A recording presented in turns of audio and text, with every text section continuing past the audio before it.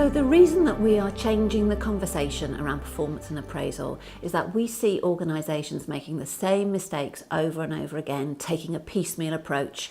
For example, they'll often ask us in to train or retrain their managers, and then they might decide to create some competency frameworks and maybe do some more training. And then they might put in some new software and they'll do some more training, and none of it works. And the reason is because they're just looking at the separate pieces and they're not standing back and thinking about the fundamental purpose of performance and how it connects to their organisation.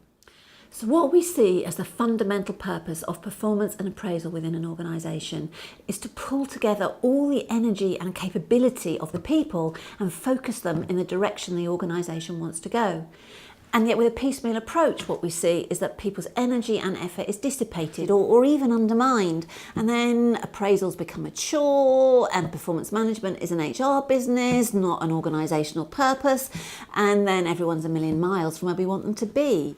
So when people approach us and ask us to train or even retrain their managers, we try to change the conversation with them and to instead get them to talk about performance in a different way, to see that performance is something that we're all responsible for, that I own my performance and it's only my manager's job to manage it.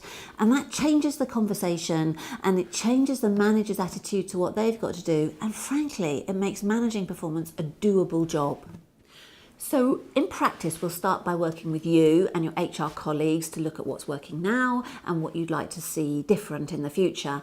And then crucially, we'll start working with the leadership team, often in a workshop environment, and we'll encourage them to see that managing performance is how they're going to get their strategy delivered and create the culture that they want to create.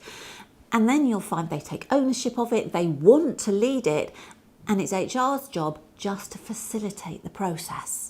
The next step we'll take is to engage the managers and all their teams, typically in large groups through very interactive workshops.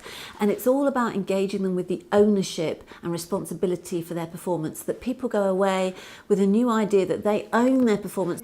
And then you have a different set of expectations as people come into their performance reviews. And then managers see that actually they can do a performance review when it's like this. So then when they turn up for any training that you do need to provide, they've got a completely different attitude and everyone's expectations are totally different. So once you've got this different approach, the organisation finds that performance and managing performance is actually central to how it gets its work done.